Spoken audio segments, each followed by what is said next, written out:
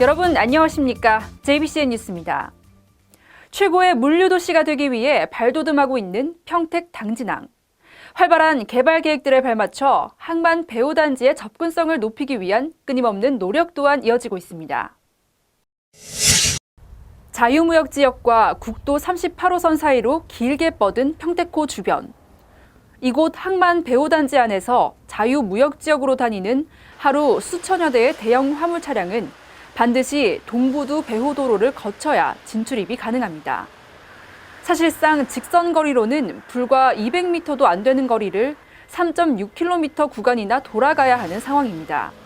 우회함으로 인해서 시간이 조금 많이 걸리고 또 공사용 도로다 보니까 폭이 좁아가지고 차량들이 상호 교행하기 위해서 대기해야 되는 그런 좀 불편한 실정이 현 상황입니다. 하지만 앞으로 2년 후면 사정은 달라집니다. 자유무역지역 시점부와 국도 38호선을 연결하는 교량이 세워지기 때문인데 이미 지난달 23일 착공했고 오는 2018년 중순쯤이면 완공될 예정입니다. 이 공사가 완료되면 물류 이동 시간은 10분 정도 단축될 것으로 예상되고 있습니다. 화물차 속도 기준으로 보게 되면 저희가 단축 시간도 약 한 8분에서 9분 정도 단축되는 걸로 예측을 하고 있습니다. 이걸 직접적으로 자유무역지역 1번 게이트를 이용할 수 있고 공사용 임시 도로도 불편했던 사항이 자동으로 해소되는 걸로 그렇게 편리성과 경제성을 높이는 두 마리 토끼를 잡는 셈입니다.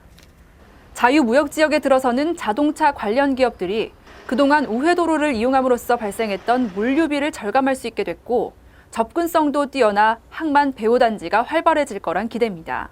차량 대기로 인한 그 물류비라든가 그다음에 도로를 우회함으로써 발생되는 물류비, 그다음에 차량의 어떤 그 막힘 없이 접근할 수 있는 접근성 이런 것들이 활성화되기 때문에 기존에 이용하는 항만 배후단지 1단계 즉 자유무역 지역이 훨씬 더 많이 활성화될 걸로 그렇게 예측을 하고 있습니다. 항만 배후단지 개발과 국제 여객부두 건설 등 각종 개발로 호재를 이루고 있는 평택 당진항. 새로운 교량도로가 건설되면서 항만 배후단지 개발에도 물꼬를 틀 것으로 보입니다.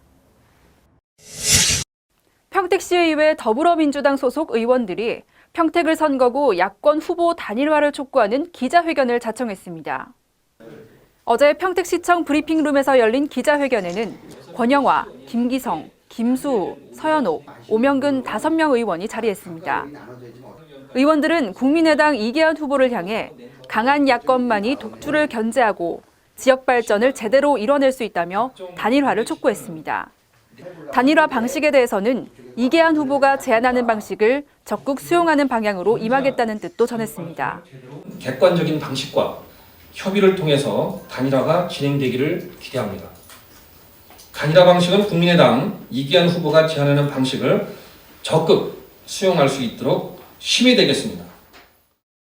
경기 평택시가 기업 경영의 어려움을 해소하기 위해 2016년 제1차 옴부즈만 자문위원회 회의를 열었습니다.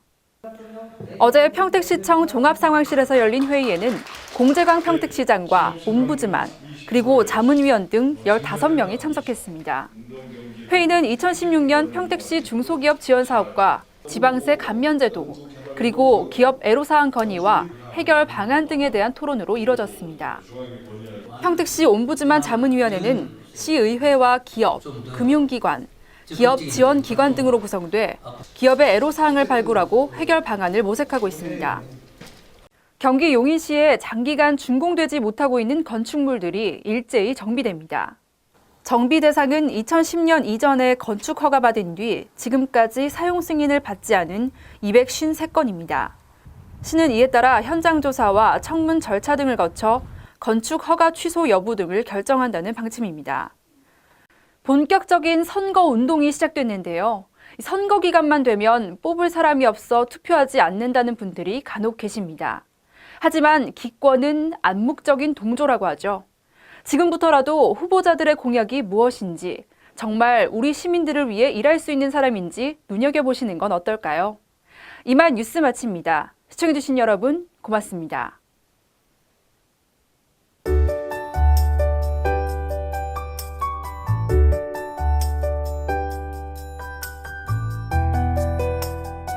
난 여기가 참 좋다.